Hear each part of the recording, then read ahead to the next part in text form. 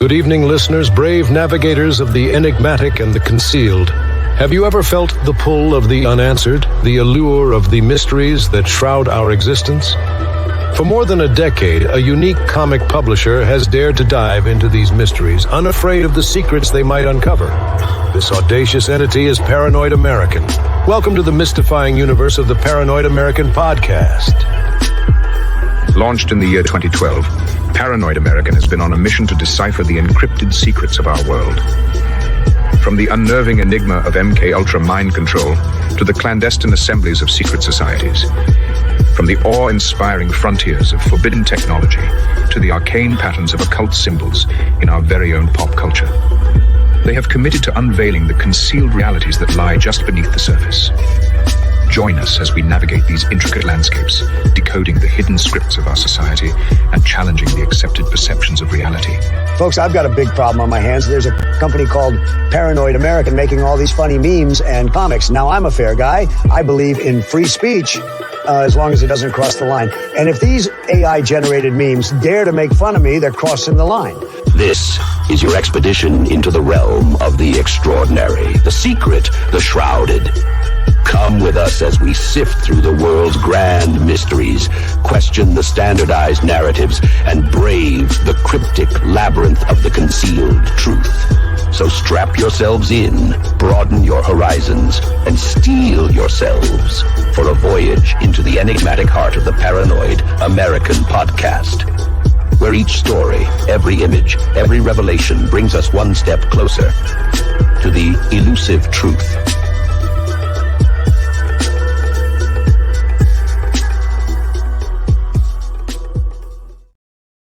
Hello, I got a treat for you guys tonight. I'm going to talk about some of my favorite obscure topics ever.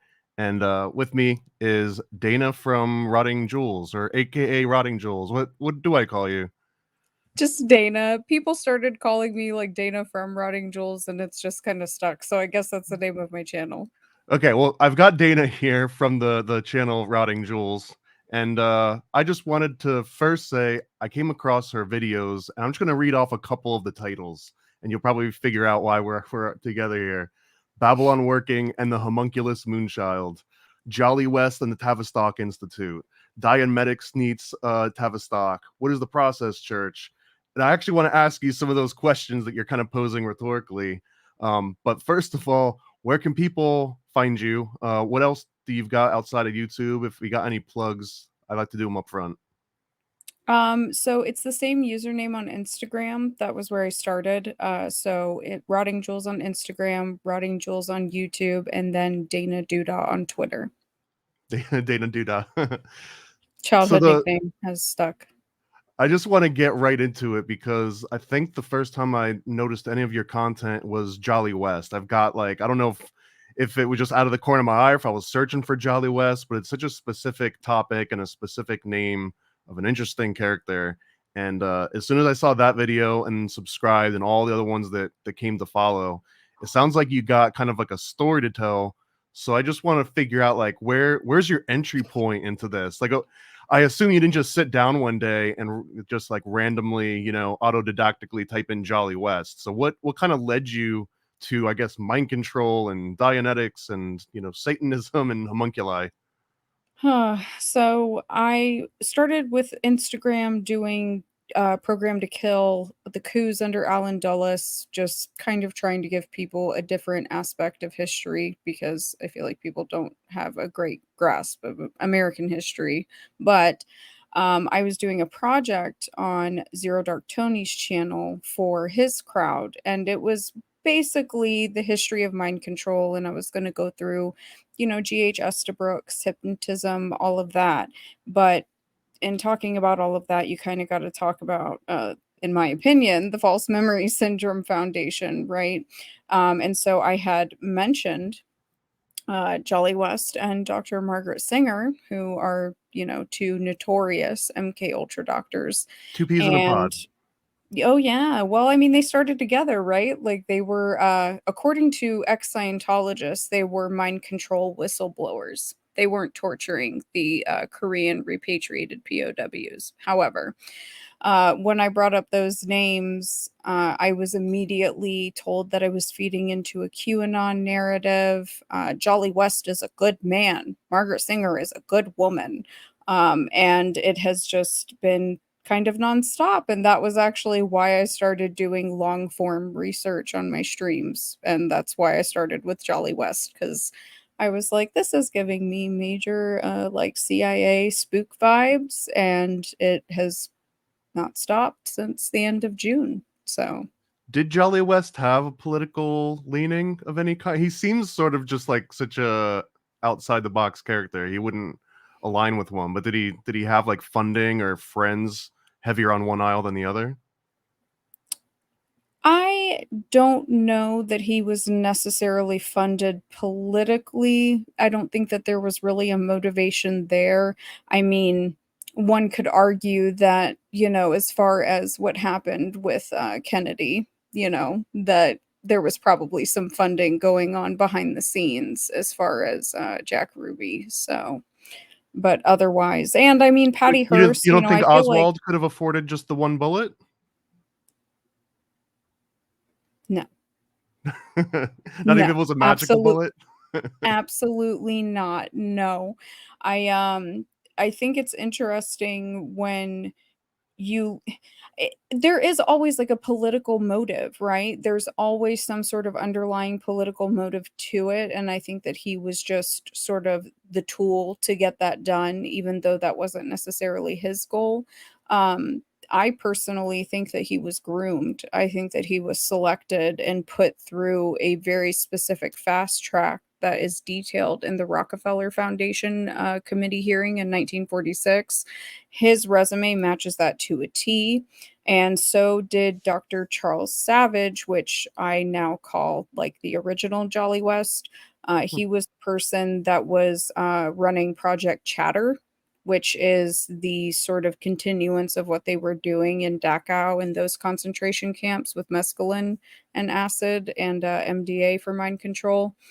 But I just, he's just a puppet in the machine. But some people do hail him as a hero because he was very outspoken against Scientology, apparently. So Oh, so this is actually fairly new dynamic to me. So you're saying that Jolly West was outspoken against Scientology?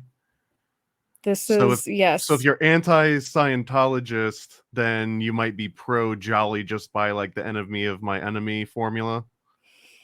Well, specifically, there's one very famous ex-Scientology author. His name is John Atack.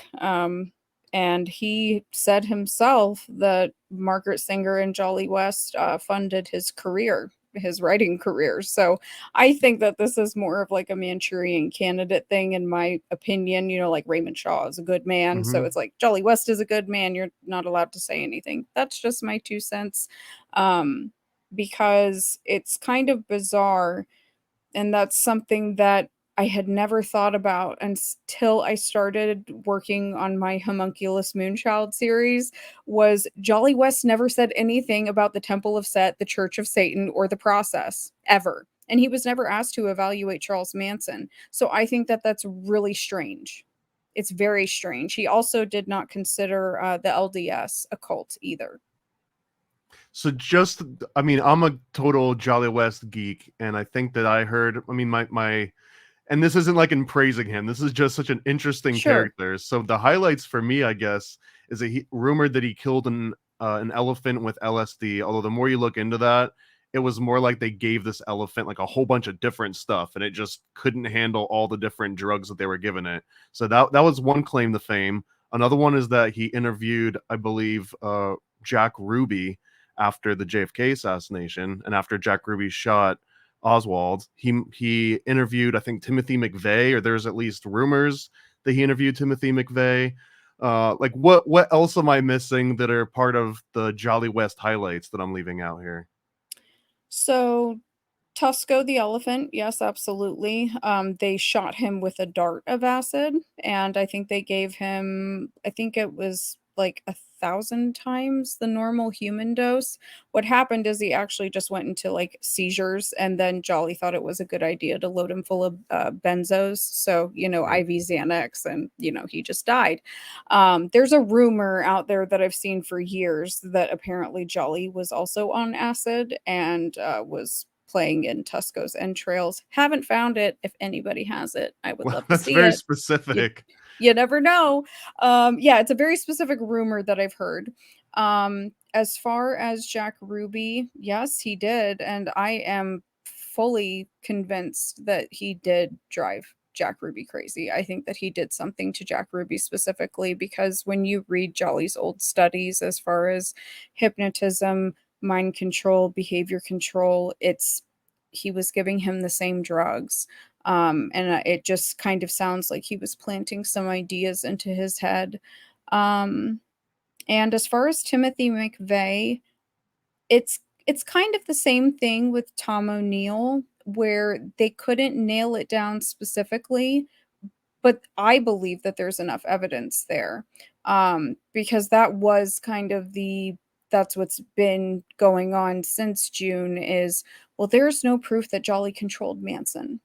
So therefore, Tom O'Neill's book is trash, basically, is what they're saying. I would highly disagree. They're all walking in the same corridors. I'm quoting this other author. They're all crossing paths. So something happened, something was going on, and something was very wrong. And it's kind of the same thing that Dr. Wendy, the conclusion that she came to is that there was absolutely something wrong. I think on Program to Chill, she did a multi-part series with him about, her book, but specifically with Jolly West. And she's not the only person that I've heard this from in this sort of, parapolitical research milieu, that a warden got fired because they were complaining to the higher ups, like, why is he here, when Jolly West kept coming to see Timothy McVeigh. And then apparently Timothy was going to the dentist multiple times a week, but he only had one cavity. So was Jolly pretending to be a dentist? Who knows? Nobody knows what happened. But the fact of the matter is that he is a consistent presence at these really weird pivotal times throughout history, and doesn't get punished for it. So. And you mentioned Manson in part of this. I haven't put that together either, and I see you've got a number of videos that go into Manson and Process Church, and that's a great idea. I never considered, why wasn't Jolly West at all of these other places? Like, why wasn't he at, with Jim Jones, or I guess that maybe he just want to go to Guyana, but like, why wasn't he with a whole bunch of other, like the Hateberry Ash kind of crowd, right? So if that sounds like rhetorical, I want to turn it into an actual question. Why is Jolly West like officially unaffiliated with Manson? Is it because he was so tightly woven with it that they needed, like plausible deniability, or what's going on that? Well, Jolly was working at Haight-Ashbury. He was working at that clinic specifically. And then, you have George White working Operation Midnight Climax. So, there's drug trafficking going on there because George White was a scumbag. People like to spin that as, oh, they were just giving people acid and they were, watching them have, sex, whatever. And it's like, no, that dude had mafia ties. They were trafficking drugs. And specifically, as far as the hate, we know that Manson was bringing all of those girls from the family to get medical treatment because they all had STDs, but they were getting free treatment. And the timing of the Haight opening with what ended up happening during the last 2 years of the Summer of Love, I guess you could say,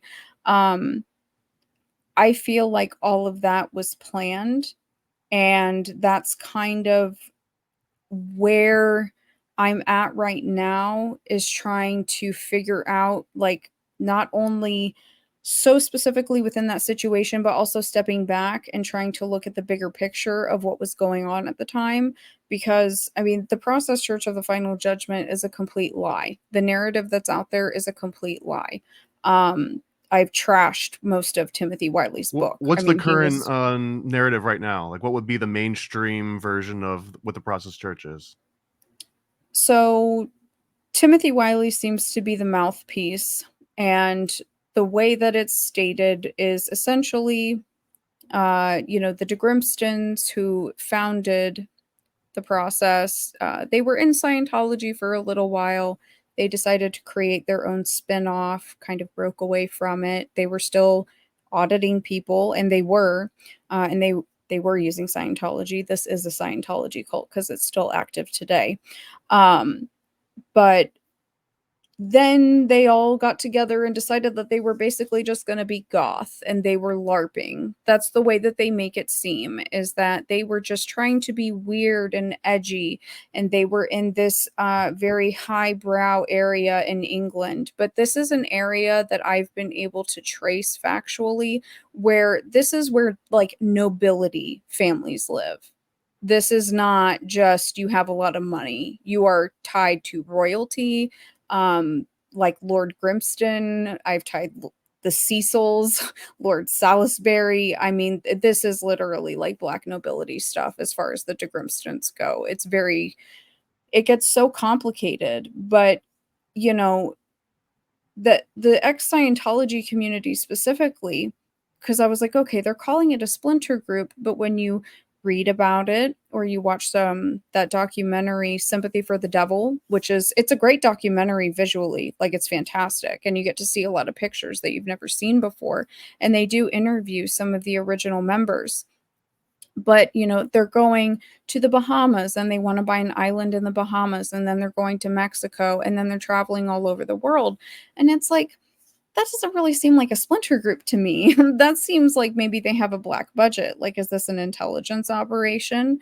And so far it is. I've tied most of them to intelligence, including Timothy Wiley specifically. He has a very strange intelligence history that almost matches with L. Ron Hubbard's very early intelligence history, which is kind of bizarre. But because it is a Scientology cult, that kind of makes sense to me. And then with Ed Sanders' book, The Family, how they got the chapter about them removed out of it here from publications.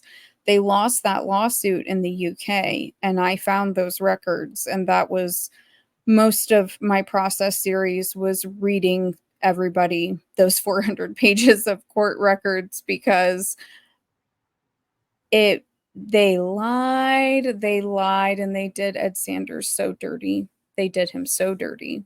There was a lot of very interesting stuff in that. And the Vatican was assisting them. I have that on record. Like, the Vatican was helping the Process Church of the Final Judgment.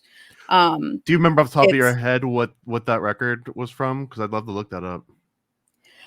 So it is the 1974, it's the Process Church. They only had, I think, 4 members specifically, because the de Grimstons didn't go. And it's like, okay, they didn't go because they're intelligence, period. But it was against Ed Sanders. That's all it was against. They had already, silenced him here in the States. So that was successful.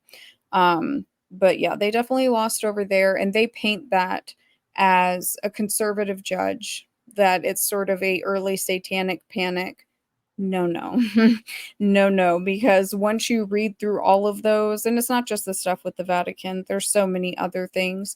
The dates, it goes so much further back than the original dates. And it was, they had financial companies and they were trading.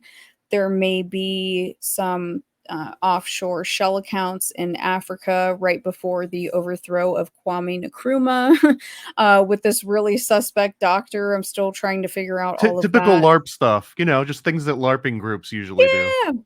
Yeah, we're just, goth LARPing around the world. Setting up shell companies, typical LARP stuff.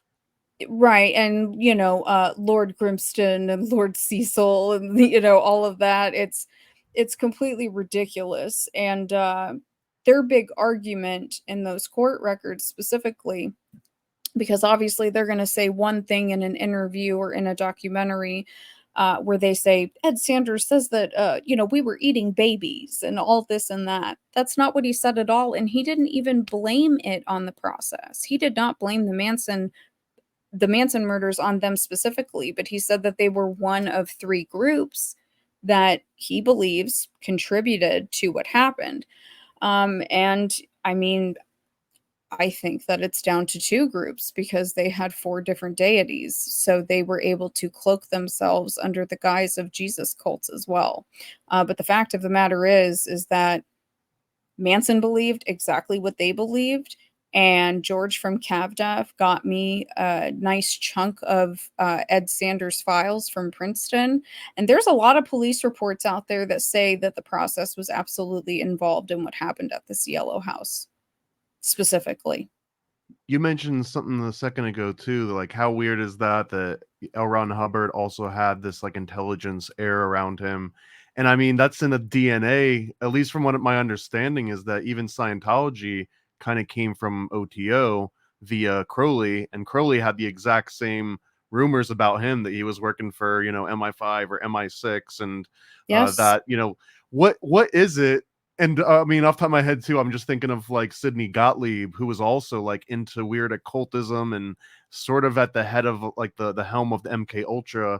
Even hell, I mean, the Dulles, I think one of the Dulles cut their teeth on writing a whole entire report about the elders of the protocol, or the protocols of the elders of Zion, and that kind of got him on the map. So there's this interesting connection between intelligence and like cults and secret societies.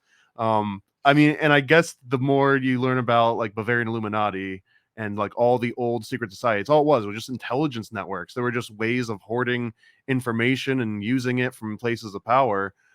Where does that, like, I'm trying to figure out the lineage in my own mind. Crowley comes and somehow the OTO turns into Scientology in the States, and then the Scientology splinters into a whole bunch of different things. Process Church, one of like 20 different variations of that, even like Temple of Set and the Church of Satan, like all of that more or less kind of came from those original OTO roots, didn't they? Or do I have some of that wrong? I think I don't know that I wouldn't say wrong. Hubbard was being groomed for intelligence from, I think, the time he was 12.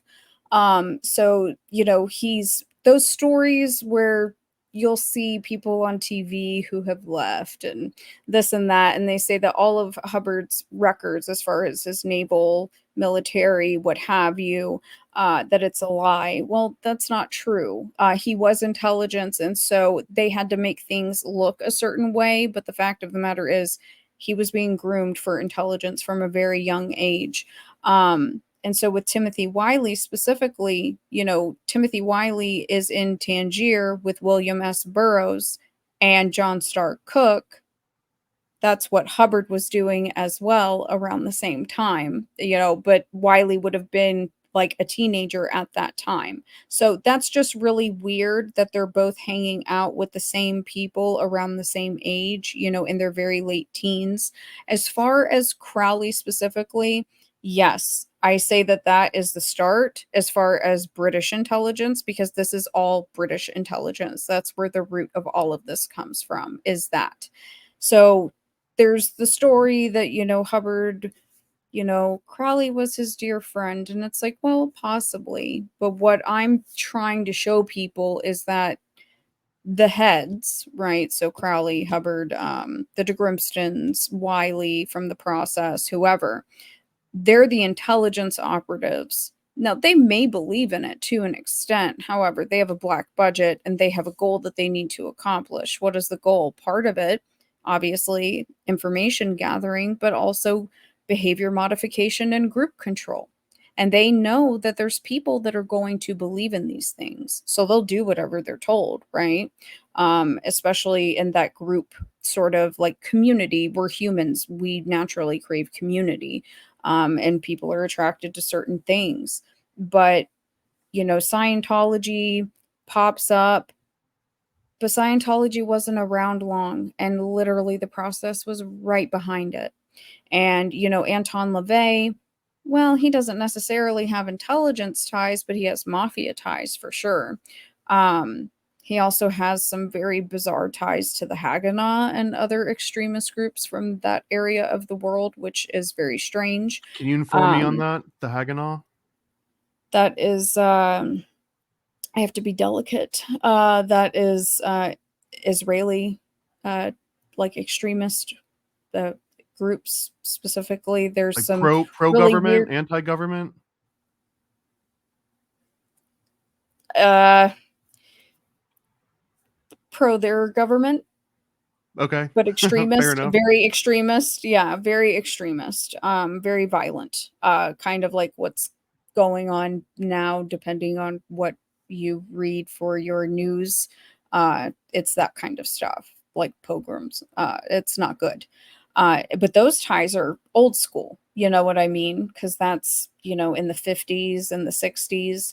And Ron Hubbard and Parsons did the Babylon working, and Parsons was absolutely, in the Church of Thelema, and he had great affection for Crowley, 100%. I personally think that Parsons was targeted. I think that he was targeted by Marjorie Cameron, and he was targeted by L. Ron Hubbard. There were a lot of people that wanted him dead. I don't think it was either of them, but I think that they did target him to kind of start his life on that downward spiral.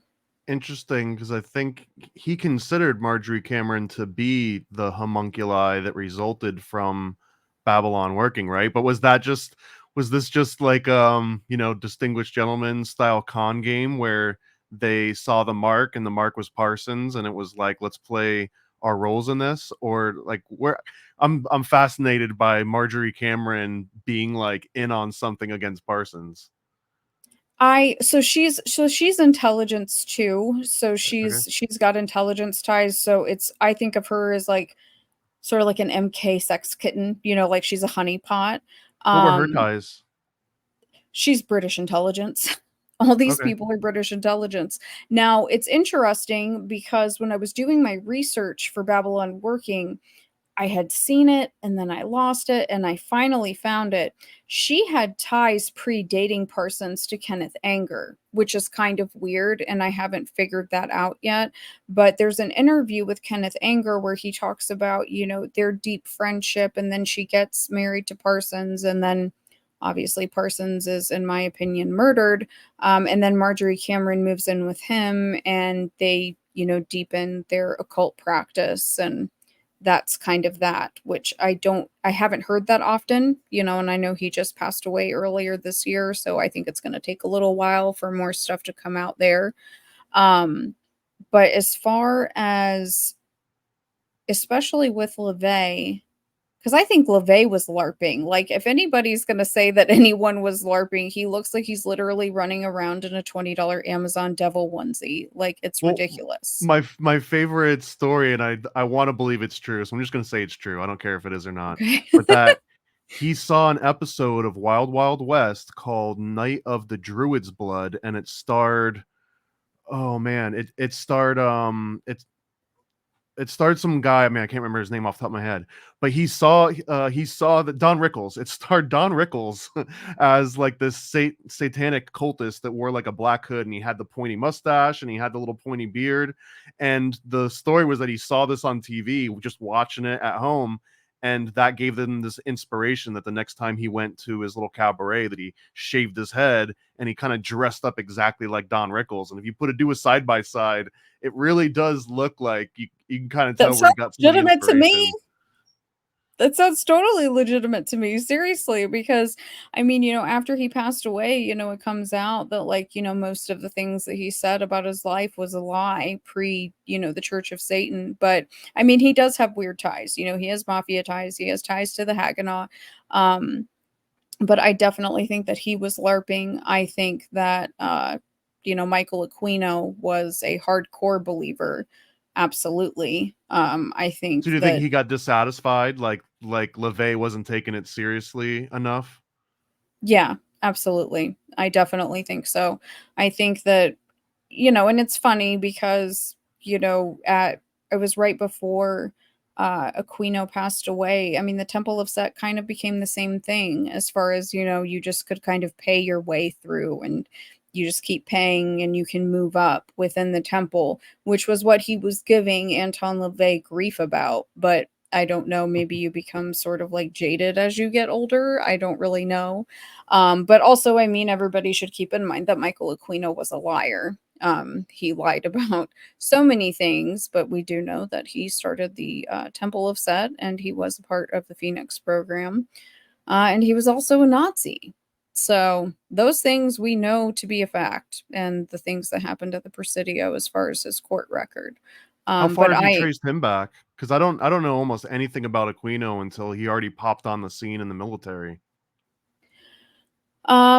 So I've traced his mother. I found his mother. She was, when you see these old newspapers about her, it's so silly because like the old newspapers are so dramatic and that's why I love them.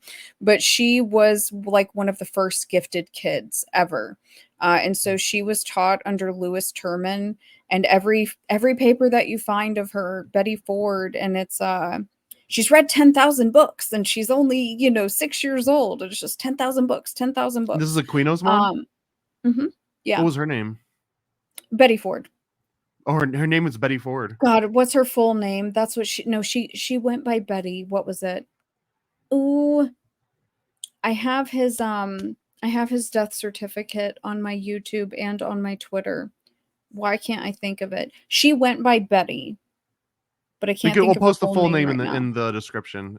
Yeah, I'll find it. I'll send it to you because I have a couple of them saved on my computer. Just Betty Ford would be hard. There was a lot of Betty Ford. Oh, there's people that are like, oh, it's that Betty Ford. That was Michael Aquino's mom. And then people take it like the whole QAnon way. And I'm like, no, come back. Sorry, this was a nickname.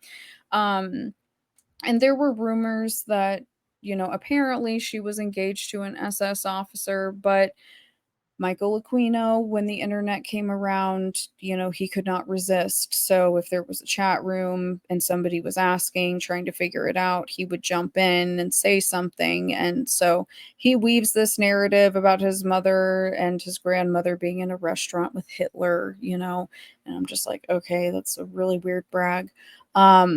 But his father, you really never hear anything about his father. There's no marriage certificate. It's just a Michael Aquino Sr. From Italy. Doesn't really check out to me. And that's why, kind of looking at the comparison of L. Ron Hubbard and Michael Aquino specifically, and tracing the actual beginning of the Babylon working in Liber 49, where technically it starts in January of that year. I think that there's a strong argument that L. Ron Hubbard is Michael Aquino's father. I think that Michael Aquino was the homunculus moon child. And I think that Jack Parsons was not the father at all. This is wild. This is the first time that I've actually heard. Are there any other credible homunculus theories? Because I've heard Donald Trump and Hillary Clinton, and like none of the I've dates heard that line crazy up. stuff too. But what are the legitimate people that could have been the actual homunculus? Well, if you go by the narrative, it failed. And then they tried to recreate it. Jack Parsons and Marjorie Cameron tried again. And I don't know if she had a miscarriage or if it was she aborted it at home. I don't know if I should censor myself. I don't know. We're actually sponsored by Planned Parenthood. This episode is, so don't worry about it. Literally supported by demons. We're gonna have a picture of Margaret Sanger's face superimposed on top of yours, flashing in the background. Yeah. No, but that's the story, is that it failed. That there was no homunculus moon child, and that her and Jack tried again and it failed. And I'm like, I don't buy that, because there's interviews on tape with people in Pasadena sort of after all of that were living at that house with Jack Parsons, that were going to those parties, and they're like, oh, there were tons of women, and they were behind closed doors. We don't know what they were doing. And they did want virgins. They made that very clear. They didn't say for what, but they were trying this for, I think, almost 2 months. And Ron does disappear for a couple of days, and they don't say where he's going. Did he go and knock up Betty Ford, and then come back? I don't know. It's it's kind of up in the air, but I think it's a plausible argument because of just the similar paths that they took, you know what I mean? And when I was doing my research, I was looking at the hospital that L. Ron Hubbard, when he gets injured and like cures himself, like he's like, oh, I was blind and I hurt my back, whatever, and I cured myself when I was in the Navy. So when I was looking that up and I was listening to one of his lectures, he talks about basically pulling an MK Ultra move where he changes his lapel and he pretends to be a doctor for like a year. And I'm like, okay, why have I never heard this before? Why has this not been brought up? This is super suspicious. And this So is him then saying it himself? this is L. Ron Hubbard saying it. Yeah, absolutely. And it's weird because when you read some of the narratives about him, it talks about there was a period of time where he wore a doctor's coat and read some endocrinology books. So people know, but I don't know why they don't make that connection. And I'm like, no, that doesn't suss out to me. So I looked through the archives of that hospital, that naval hospital, because they had all these old newspapers. Well, wouldn't you know it? Presidio was next door, and it ended up merging with the Presidio in, I think, like 1964, 1965, which is where Michael Aquino literally worked and did what he did at the Presidio daycare. So that's just another tie. I mean, let me lead with what I've heard first and then ask you what you think.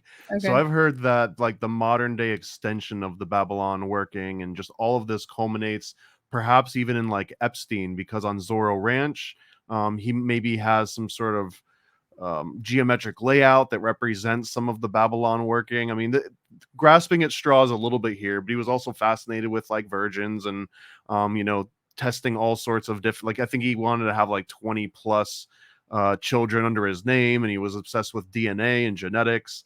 So that's where my mind is typically gone. Like you've got the what I would call the Crowleyan homunculus, which is that Moonchild version, and then maybe there's like an Epsteinian homunculus. Is there any legitimacy to tying that thread? And is there any other steps in between? Like what happens after Parsons dies and L. Ron Hubbard dies and LaVey is out LARPing and Aquino is, doing his thing? Who's actually carrying on and still trying to make homunculi? That's a great question because the process specifically had no interest really in children. They revered animals very, very much. They also sacrificed them, but that's neither here nor there. Are they vegans? Um, No, no, not necessarily. no, no. There's a mixture of rumors of sacrifice, worship, and eating. So it's kind of up in the air as far as the eating part, but sacrificing and worshiping, absolutely. Possibly some other inappropriate things that have been documented in police reports. The Manson girls were getting treatment for it at the height for canine diseases. So can't make the distinction between those two, in my opinion. As far as a comparison, just from Epstein, because yeah, Epstein was absolutely into transhumanism, 100%. I mean, he said he wanted to seed the human race with his DNA. I think the stuff with Zorro Ranch is interesting because of Best Friends Animal Society, because, that's the process, in my opinion, but I've shown that it's all the same people that are there right now. Can you go into that more? Because I'm not as familiar. I mean, I can derive what they're about, but how does that tie into Epstein? Well, so specifically with Zorro Ranch, it's in New Mexico, and I'm working on this part, but there's some Maxwell ties that remain, and there's a lot of Scientology ties as far as money. So right now I'm working on the money. So there's something going on because there's the Mind Research Institute out there specifically, which kind of reminds me of like a modern day. I know the Esalen Institute is still around, but that's more like Silicon Valley, right? This gives me more of that initial Stanford Research Institute, Esalen Institute, like, what the hell are you guys doing out here in the desert? They've got some weird contracts with one of the tribes out there. So it's convoluted, but I don't think that you're wrong. I just don't want to say the wrong thing without making the argument, but you're on the money with it. You're I respect 100% that. on the money with it. There's something up out there. Absolutely. There's something wrong out there. Well, 110%. and the Babylon working, they claim that you want to do it out in the middle of nowhere because that's where these like wandering spirits or ghosts or whatever it is that you're trying to attract. And there you go in Zorro Ranch out in the middle of nowhere. But yeah, I don't know. And Best Friends Animal Society out in Utah, they're in Kanab, and literally the property that they own is where people have been hunting for Montezuma's gold. And now they own it. So no one can go there except for them. That's not suspicious whatsoever. The way you were describing Process Church too, about like, oh, they're just LARPing and it's just a bunch of high society people just messing with you because they're rich and frivolous. It reminds me of the Finders, because that was sort of the same explanation for the Finders. It's like, oh, it's just maybe this quasi-intelligence group based out of DC, and they do silly things like dress kids up in burlap sacks and drive them around in vans to warehouses with like, animal parts and jars. And is there any direct connection there, or is it just similar in theme? No direct connection that I know of, because I mean, as far as I understand it, and I'm not taking claim for the research whatsoever, I'm just, stating what I have found that I've not been able to find. I mean, literally everything that's out there about the process has been a lie. It has been a flat out lie, or it has been conspiracy, and it has not been proven. I have been able to trace where these people were born. I have what birth records I can get, their naturalization papers. Like, this is who they are, and I'm following them. Robert de Grimston, the male founder, I'm working on his lineage. I mean, they're tied into opium trafficking over in China. His grandfather was working for the Vatican. His dad was working, well, he was working for a shipping company, supposedly. But I mean, they're both going back and forth under the guise of the Vatican and another company that was heavily implicated in opium trafficking back in the day. A lot of the stuff about them, even the stuff in Ed Sanders' book, and I don't fault him for it at all, because, back then it's the 70s. Where are you going to get accurate information? He was cut off, right at the beginning. And the things that he was able to get in those files that George from CavDev got for me, it was because of discovery from the lawsuit in the UK. Because I have proven, and I will say it confidently, because, some of these ex-Scientologists are getting a little injunction happy lately, which is neither here nor there, but they know what happened with Manson. They know what happened with Sharon Tate specifically. I know that. Scientologists do? No, the process members, some of them are still alive. But these people are tied to Scientology specifically, because there are two whistleblowers that I've been working with from the Church of Scientology. They blew back in the day. And it's like Gary Webb type whistleblowing, like attempts on their lives. They've had people I was about taken to say, out. if it's Gary Webb style, that's not a good thing. But it's real, right? Like, information-wise. that they've pissed somebody off, right? And the husband, Mike, he told me, so he was in the Guardian's office, which was the pre-OSA, Office of Special Affairs, what it is now. This was the CIA of the church. They were using government training manuals to train these people. And, he had operations specifically, watching and monitoring and infiltrating the anti-cult movement, Jolly West, Margaret Singer, some MK stuff that was going on. I've done a couple episodes on some of that, but they all knew at the top in his role, they knew what was going on everywhere, because they would meet in London at this, it's called Worldwide, and it's basically all the locations of the church, the highest intel, they all come together Everybody knows what's going on. No mention of the process and no mention of Charles Manson whatsoever. Don't touch. That sounds like a hands-off operation to me.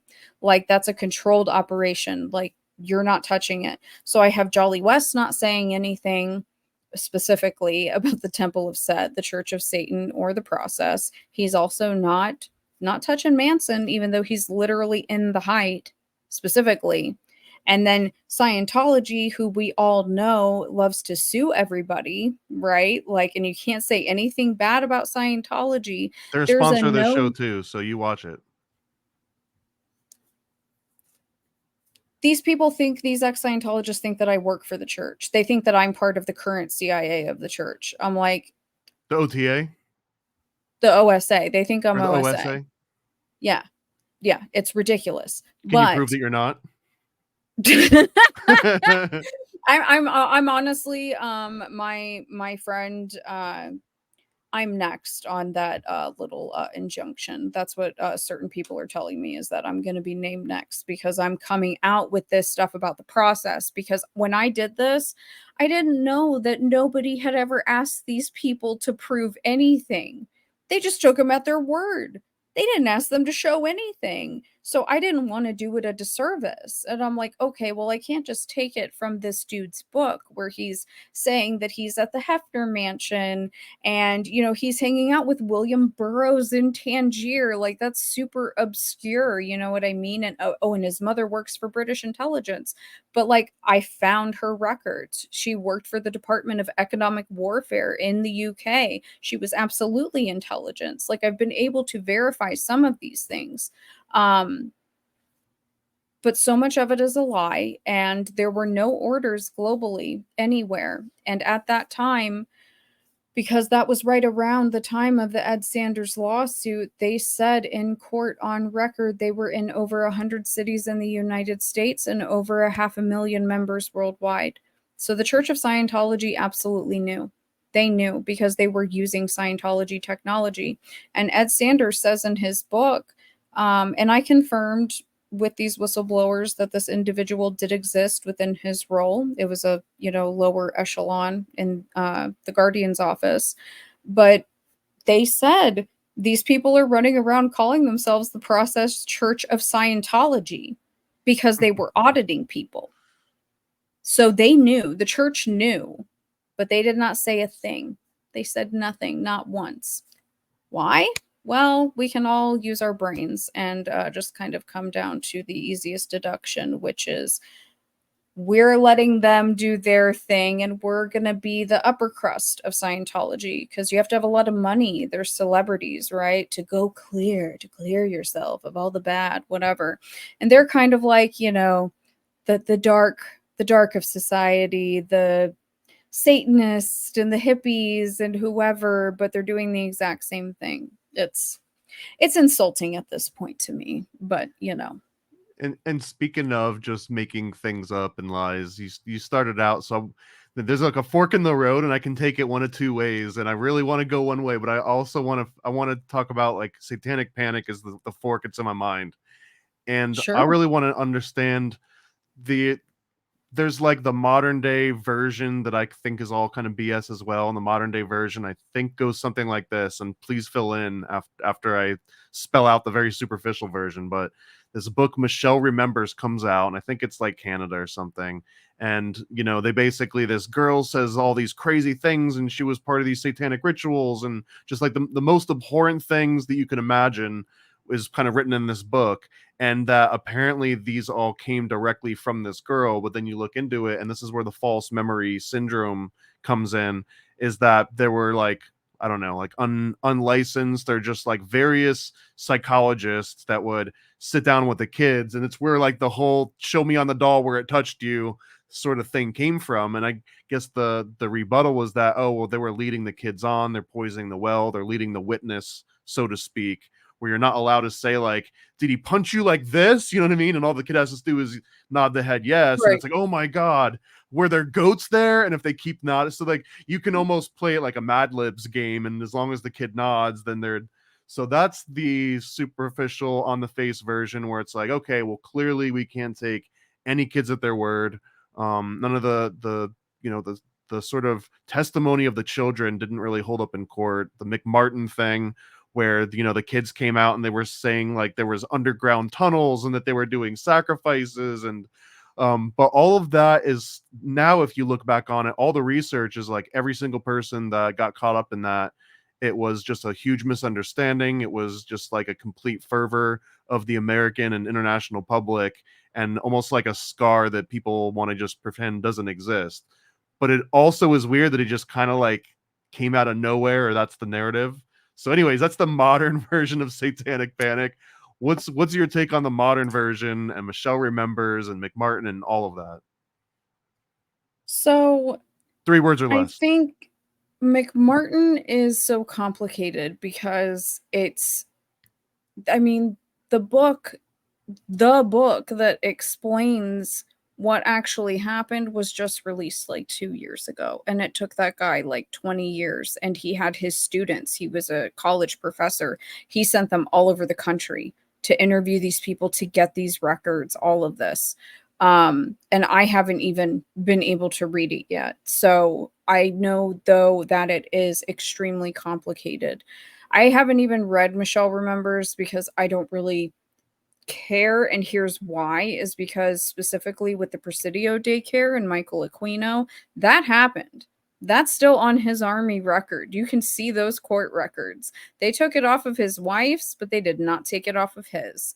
That absolutely happened. And I think that something very, very wrong did happen and at McMartin. And I listened to an interview with Nick Bryant, the author of the Franklin Scandal, and he had that author on. And there were some very bad things that were happening, absolutely. But the narrative, as he compiled the research, it didn't blow up out of nowhere. It took like almost a year. Like there were letters that were sent out to the families. It was kind of slow burning. But then I think that the media was given their, barking orders from whoever up above that, okay, it's time to sort of seed this out and create this sort of panic. Now, whether people think that this is like super noited or not, I don't really care. This is just my opinion, is specifically, whether you have Michael Aquino writing his book, God, what was it called? Something, whatever, where it's him and his wife and they're being targeted. It's a witch hunt, right? And it's about the Presidio daycare case. I don't know why I can't think of it, but I can see him on the stupid cover with his eyebrows. And then you have like the process silenced Ed Sanders, right? And so you have all of these people running around pretending that they're victims and that they're being targeted when there's some pretty good evidence and some substantial claims about the things that they're doing, right? But they're painting this as a witch hunt. On top of that, you also have the testimony came out in 1993. It was the Human Radiation Experiments Committee with Bill Clinton, where he basically apologizes for the terrible things that we did, bad, right? Y'all. Sorry. Brings out the I didn't saxophone. inhale. Yeah, exactly. But in that testimony, there are, I believe, 3 or 4, and they were women by that time, who were abused by some of the later False Memory Syndrome Foundation board members, specifically CIA doctors, where they were drugged, they were tortured, and multiple personalities was induced. So that's where the false memory thing gets really complicated, because the fact of the matter is that the false memory syndrome was never a syndrome, ever. Johns Hopkins, of course, the one that still does pandemic war games, right? They were the first and probably the most prominent that recognized it as a syndrome, but it never went into the DSM-5, the sort of gold standard for psychiatry and psychology. The False Memory Syndrome Foundation was literally created because a child, when she got older, had memories of her father doing very bad things to her in her youth, and her dear mother Miss Pamela Frade could not let the world know what her husband did. So she literally turned around and created a pedophile charity organization. That's literally what happened. The original thing that they mailed out at the time, the second one that they ever sent, it says, how do we know that we're not protecting pedophiles? And the answers that she gives is, we look like nice people. We have graying hairlines. You would want to be our friends. And a lie detector test that we know in our hearts that we shouldn't have to take. Seriously. So you have that, and within 2 years, you have CIA doctors getting on the board, and all of a sudden, they're getting a ton of funding. Right around the time that the satanic panic stuff is going on. I don't think that that's a coincidence. People can think that that's super anointed, but doesn't check out to me. I feel like the satanic panic has kind of always been here. It's just like that button that they can push whenever they really need to. I don't know how far back, and you were talking about like Vatican ties, and I guess even the predecessor to Crowley, I see is Leo Taxil comes out with a whole bunch of books on Freemasonry and Satanism, and that was sort of the original satanic panic. And what's your take on that? Because man, this kind of there's like a litmus test sort of line in the sand here, where some people are like, no, Leo Taxil, despite him admitting that it was all just a farce and he was messing with people, he was onto something. He really did see Freemasons worshiping Baphomet and doing sacrifices, and therefore it's all evil black magic. And then the other end is like, no, he made it up. He said that he made it up to make the church and to make Freemasons both just look silly, and succeeded. But that Paladists that he claimed were like these, Satanists, they also get spread around in like the high society of, I think, the West Side of New York, like where basically like the modern day Satanists were doing like spells against Hitler or doing spells against the Nazis, but they called themselves the Paladists too, which I think then leads into the Seventh Victim, a movie in like the 30s or 40s.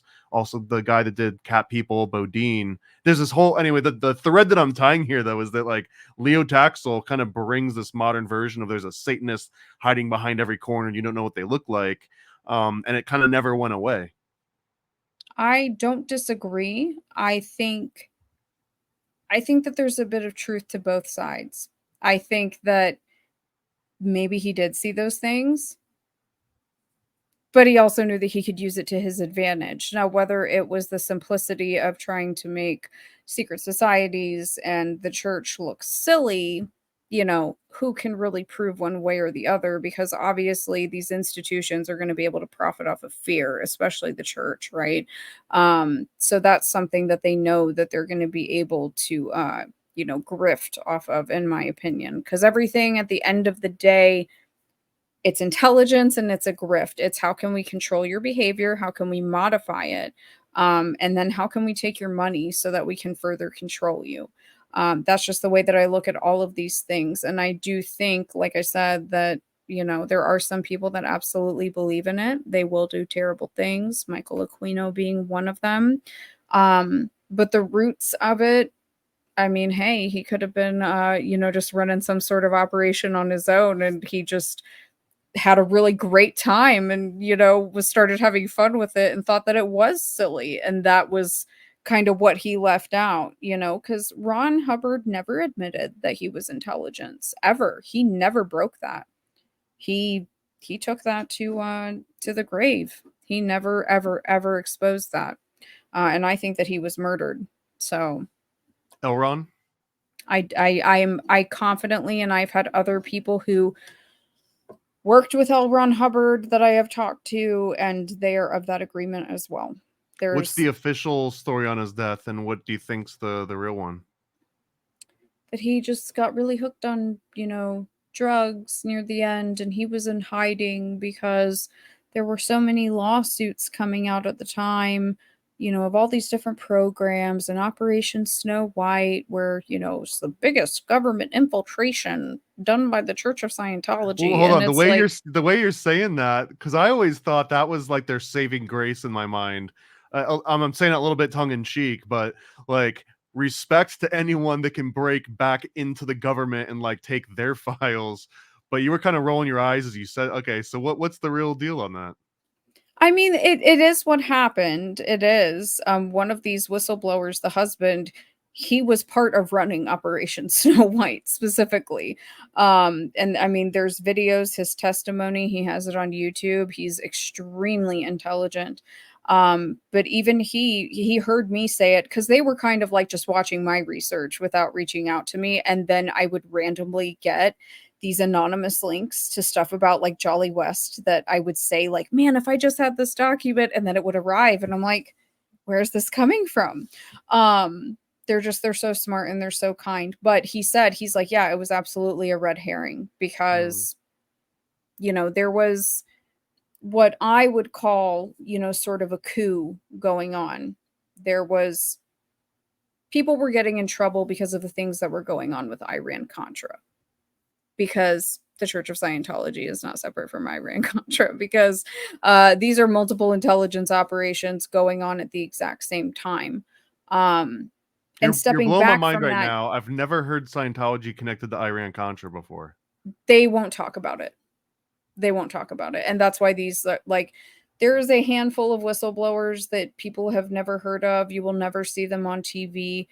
This is why, because this is the kind of stuff that they've been able to bring forward and documentation that I haven't even seen, that they've had on their blog, that other people have seen, and then they've had to take it back because people have tried to sue them and get the blog taken down.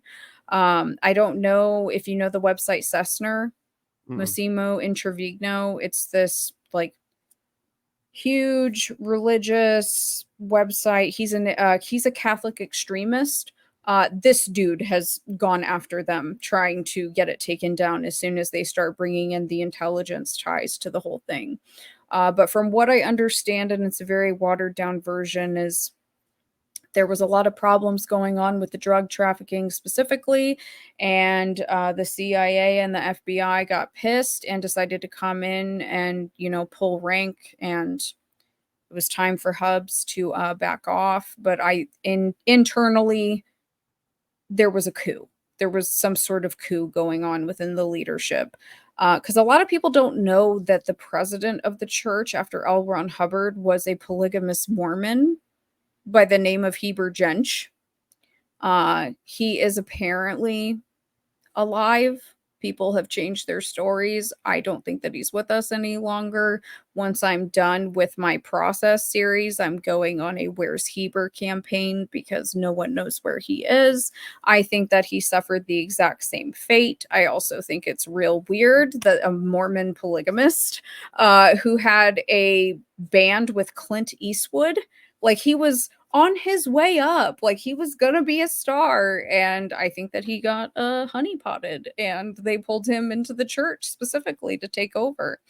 But as far as like the Iran-Contra angle, if you kind of step back, it makes more sense to me when you look at the process and you look at, okay, what else was going on? MK Ultra, right? And we know what Ewan Cameron was doing in Canada, right?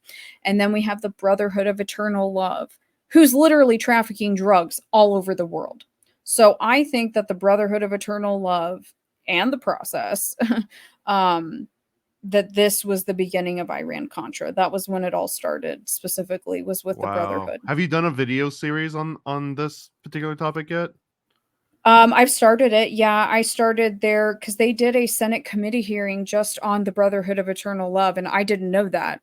And it's not super long, but it at least breaks it down. And I'm like, oh, look, the process is going exactly where they're going. Isn't that convenient, guys? Like, this makes perfect sense. It's like the deadheads following them around the country in the vans.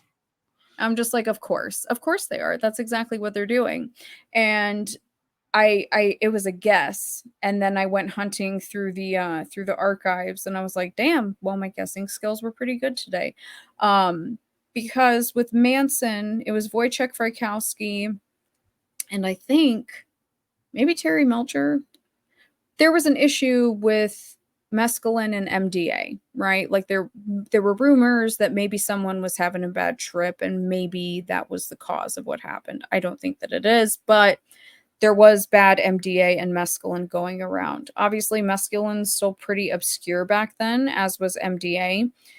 Well, specifically, Jolly West's predecessor, Dr. Charles Savage, he's working with mescaline and MDA, and I have found the records. They were getting it from Canada, where Ewan Cameron was also running MK Ultra experiments on it as well.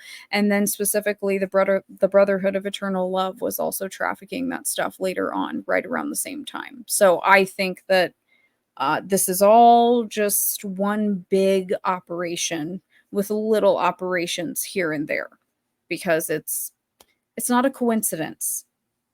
This is quite a rational approach so far. I mean, very pragmatic. I think that a lot of this is just the result of the long form research. When you do long form research, you kind of know all these like nooks and crannies, and it takes way less magical thinking and more just being like a meticulous terrier and just being like, what's that name? Oh, I haven't seen that name before. Let's go and find out who that person's parents are. Who are their grandparents? So there's a lot that goes into this. I do want to get you to speculate on some more frivolous things. So I'm going to segue us into a little segment, and I'm just going to get a temperature check on you. Are you ready for this? Okay. All right, let's do this. Hey, conspiracy buffs, I double dare you to take some PCP, the Paranormal Conspiracy Probe. On your marks, get set, and go! All right, I've been dying to ask this one. And normally these are pretty short. It's like a 0 to 10. 0 meaning you give it absolutely no credit, and 10 meaning like absolutely, I've already done the research, here's the links. And then 5 is like either you don't care or you're not decided. So you've mentioned Ewan Cameron a few times. This is the thing that I really want to understand. How much credit would you give Fritz Springmeier's work if you're familiar with Fritz Springmeier? I'm not very familiar with Fritz Springmeier. So he wrote a book called the Illuminati Manual for Creating an Undetectable Mind Control Slave, and he claims that Dr. Ewan Cameron went by the name Dr. White, that Mengele was also brought to the US, and he went by the name Dr. Green. And then Green. I think that like Gottlieb might have been like a Dr. Black. A lot of this sort of expands from earlier work by a guy named John Todd, and John Todd was basically like this born-again Christian on the surface, said that he was raised in a Druid Illuminati family and that was going to expose them all, but then he went back and started opening up more like occult bookshops. So anyways, this all also ties back to like Project Montauk and Camp Hero and like Stranger Things research. All of that kind of balls up, and I kind of guess is summarized by a lot of Fritz Springmeier's work. If you're not familiar, I highly recommend just looking at it and just to see what you think about it, because he also talks about the Moonchild ritual, everything. I'll say a 7 only because in the Human Radiation Experiments Committee, there is a Dr. Green that is referenced multiple times. So I'll say a 7. Okay, next question. 0 to, I'll make these ones quicker too. It's usually more rapid fire.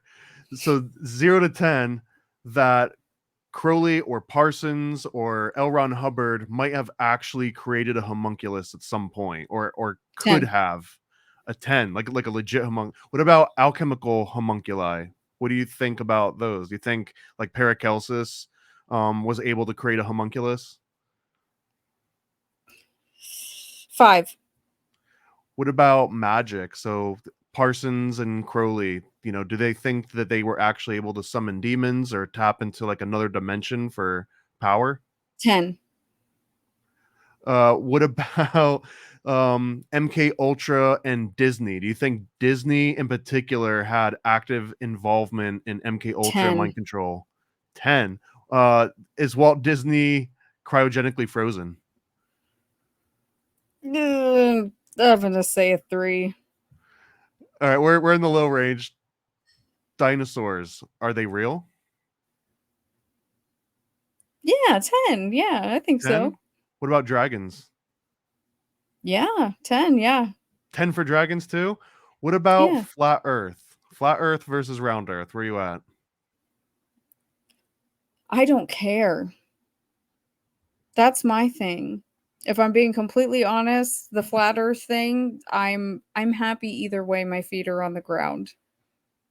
You wouldn't care if there was the concept of infinite land, like that we were living on an infinite plane?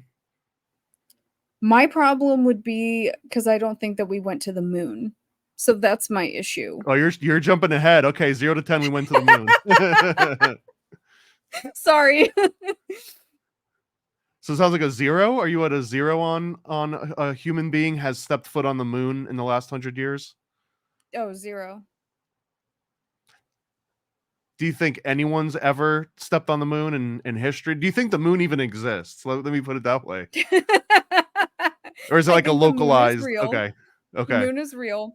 I don't believe that anyone went to the moon. I think that the moon landing was a distraction for what we were doing in Vietnam. So Have you are you familiar with the concept of Tartaria?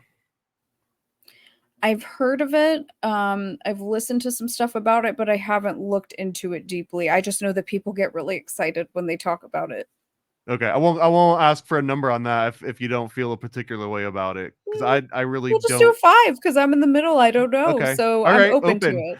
it. Right, open for any sort of Tartarian. You might get some emails about. And actually, you said you get weird emails about like documents. Have you ever gotten like a perspective of like the JFK assassination that came from like a different angle that no one's seen before? It was a book that I read about William Branham and the Message Cult. So there's a very interesting angle with William Branham and the KKK. And it's quite fascinating, but I mean, did they do it? I just think it's interesting to consider, but I don't know. There's a lot of people that think that oh, what's his name? He's the dorkiest one that was in the CIA at the time. Uh Not Sidney Gottlieb. No, not Sidney Gottlieb. Why can't I think James Angleton? There's a lot of people that think that it was James Angleton that made that happen. So who knows? I've got like a reading list that we have to do. I've got like homework after this episode. I like that. So I mean, that's the end of the little Q&A. 0 to 10. I want to wind that back a little bit though, because you gave it a 10 for Parsons and Hubbard and Crowley could have potentially created a homunculus at some point, and even the Paracelsus maybe. So like what would be your interpretation of that? I mean, I feel like what we see now, I don't know what they would have had back then, but Parsons was so smart. He was so intelligent, and I mean, I think there were multiple reasons why he was killed. I think that they tried to murder him because specifically he was trying to go to Israel and he was trying to take that technology to Israel. That's in his FBI file. So I think that that's one reason. I also think that Frank Molina, who he worked with, did him pretty dirty. And he ends up having a lot of ties to the Maxwell family specifically, which also gives it an interesting angle as far as like Epstein and the transhumanism stuff, and Parsons was also out in the desert, and there's a Maxwell out in the desert now, and Epstein was out in the desert. So I think that Parsons would probably be the strongest one as far as not necessarily birthing, naturally or just with magic. As far as Hubbard and Crowley, I don't know. I mean, I would imagine that at a point, they probably were milking that. I mean, they were pimps when they were younger. They were. I mean, I know that a lot of the pictures we see later on, they're old men and they're kind of like these gross old cult leaders, right? But like, young Hubbard was a total stud. I'm like, dang, what's up, dude? And like, younger Crowley wasn't bad looking either. So I absolutely believe that they probably, fed into it or maybe even believed in it to an extent, And Were I'm you certain that the on women, young Manly Palmer? Manly Palmer Hall, was he a stud? I don't know. Are you Now I gotta familiar with Manly look. Palmer Hall? No. So Manly Palmer Hall was like my introduction to all occult everything. He was the author of The Secret Teachings of All Ages.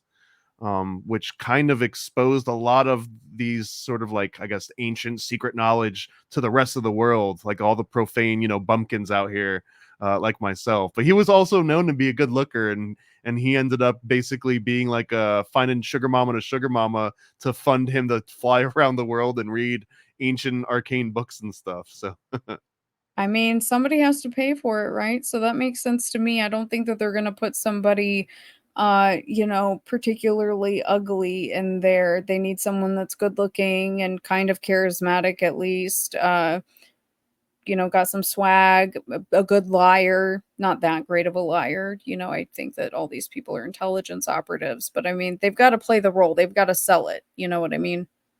who do you think the modern day ones are? Are you ready to drop any names? Oh boy. I'll bleep it out if they're sponsors of the show. Don't worry. Like Russell Brand. Would Russell Brand fall into this, where it's like the good-looking Jared Leto? Jared Leto. Okay. For sure. He lives at Lookout Mountain, like where they used to film all those weird government like propaganda movies. Like that's extremely bizarre to me. I don't know what the guy looks like, but I mean, there is a younger process leader out in Italy. I know that. I mean, the process is best friends, in my opinion. They are thriving right now in Utah as an animal sanctuary. And to be clear, we're talking about like the Process Church, the same one that is linked to everything we've been talking about so far. Is the same one that's basically like PETA in Utah, or yes. Is PETA tied directly to any of this stuff? I'm still working on trying to go through all of their tax filings, but I was doing all this research as far as trying to figure out, okay, like how do we go from, we're worshiping all of these gods to we're worshiping animals. And I go through it in the videos, and there's one guy specifically who works for the US government now. He's really into cybernetics. His name is William Sims Bainbridge. He looks like Ebenezer Scrooge, and he's a total sus lord. But he explains, because he was in the process doing experiments, and then he's in Scientology doing experiments, and then he decides to join the Children of God to do experiments. And I'm like, okay. But in explaining the processes theology, he explains how animal advocacy is the natural conclusion. It's not a radical conversion of their theology, because from the get-go, they stated in their publications, animal abuse is the greatest sin, the ultimate sin. You hurt humans first, not animals. And I've traced all of these people that are there now. They are founding members. I've listened to interviews where they have threatened to sue people.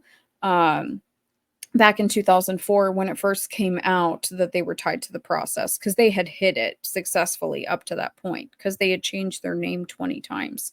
But once that came out, and they kind of had to, swallow it down and say, okay, yes, we were the process, but, we don't believe in that anymore. And it's like, well, you guys have all of these really bizarre contracts with the counties specifically to take all of the dogs, no questions asked. And a lot of those dogs can't be rehomed, you know what I mean? Or they have to go to a certain type of home because they've been abused, or maybe the dog is prone to violence, whatever.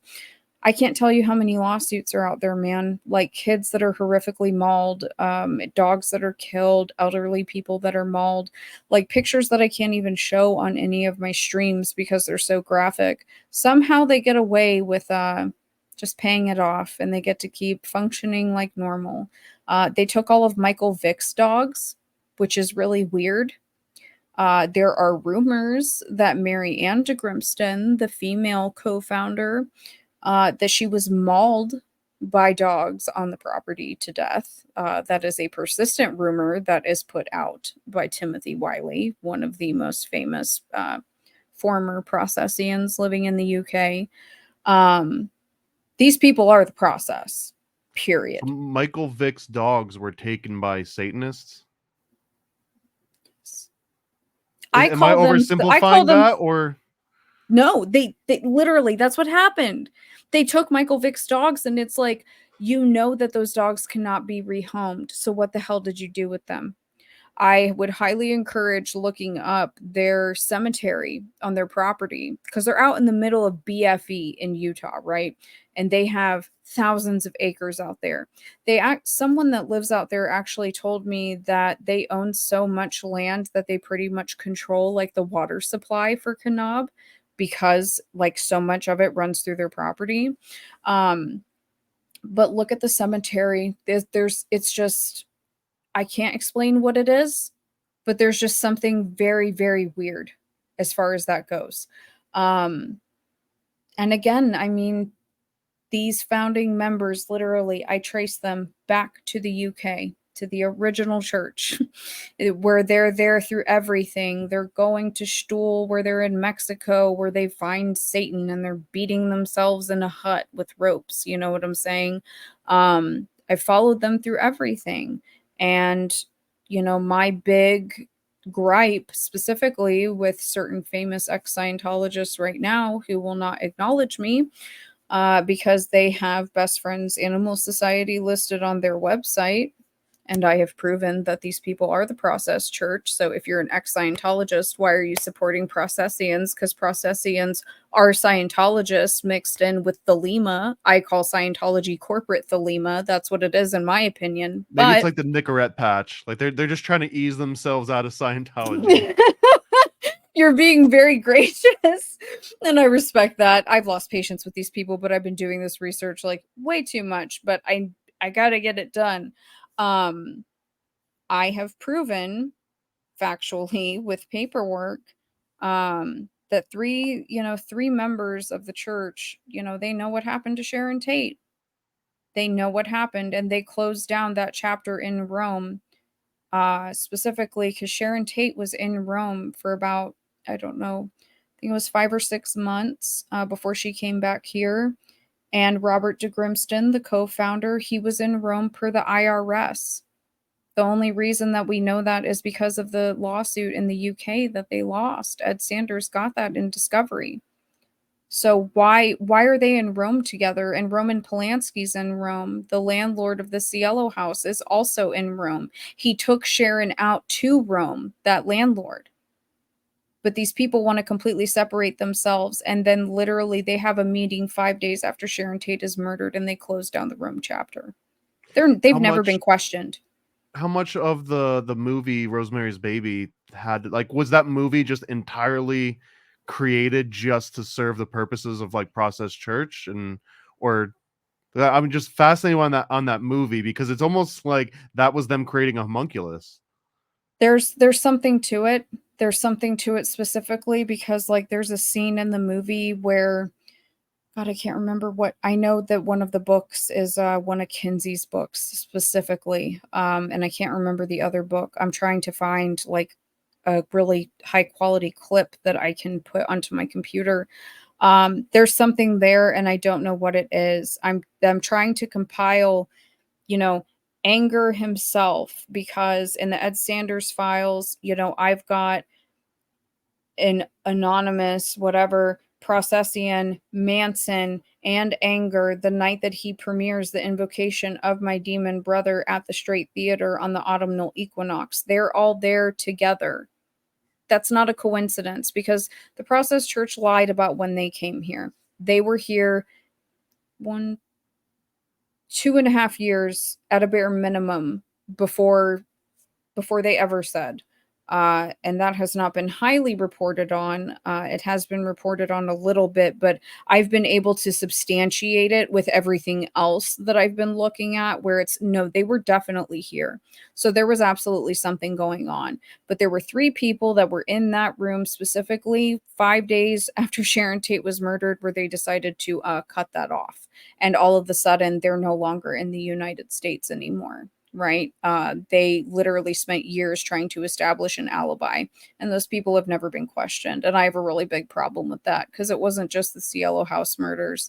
It was all the other murders that happened too, because once I get done making this argument the best that I can, I've already made the argument for Sharon Tate. You know, Miss Leah Remini thinks that she's hot shit and that she doesn't need to answer me because she has claw nails and she can do like a, you know, East Coast accent, whatever.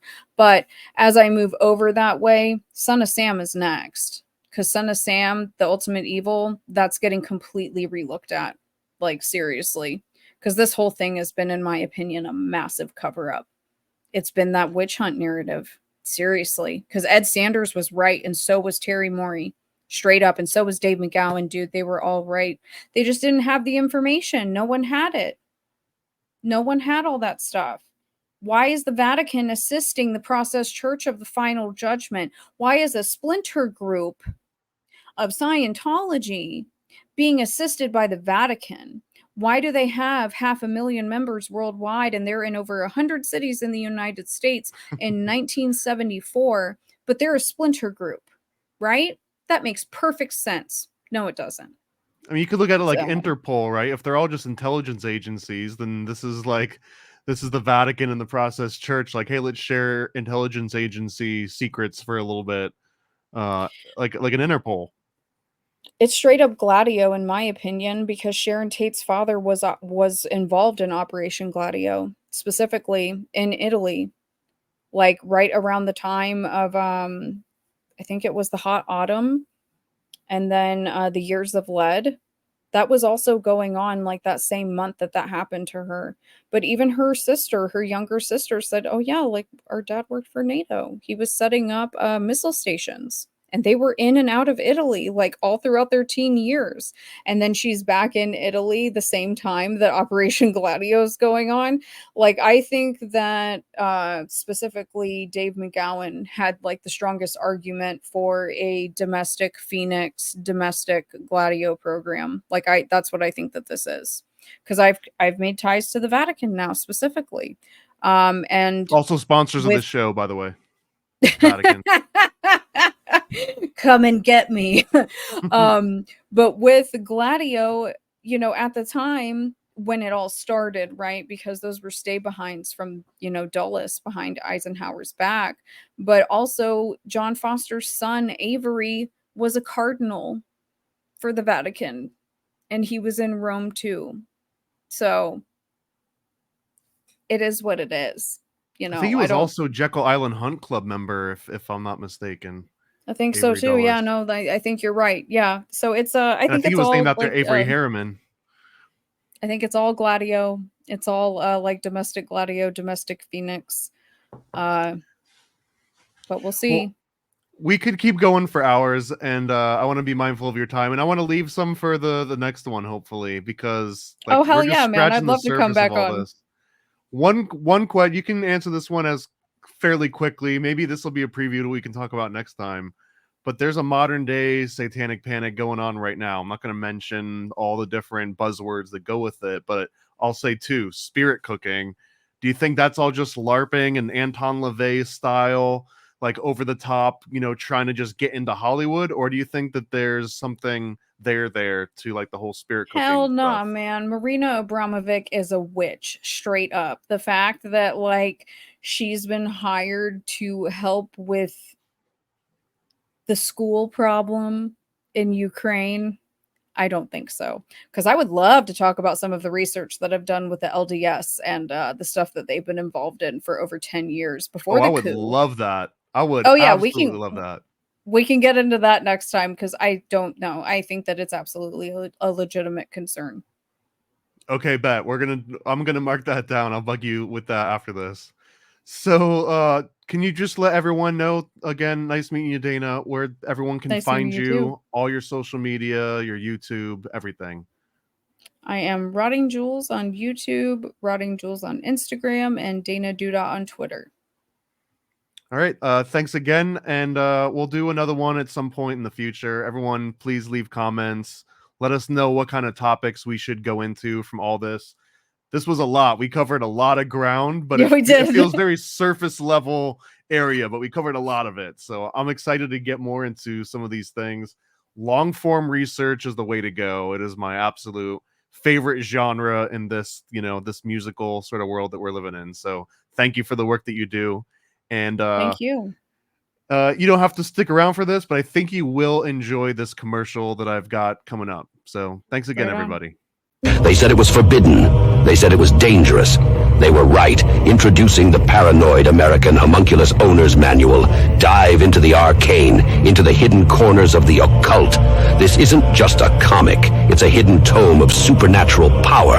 All original artwork illustrating the groundbreaking research of Juan Ayala, one of the only living homunculologists of our time. Learn how to summon your own homunculus, an enigma wrapped in the fabric of reality itself, their power at your fingertips, their existence, your secret. Explore the mysteries of the Aristotelian, the spiritual, the Paracelsian, the Crowleyan homunculus, ancient knowledge lost to time, now unearthed in this forbidden tale. This comic book holds truths not meant for the light of day, knowledge that was buried, feared, and shunned. Are you ready to uncover the hidden, the paranoid American Homunculus Owner's Manual, not for the faint of heart? Available now from Paranoid American.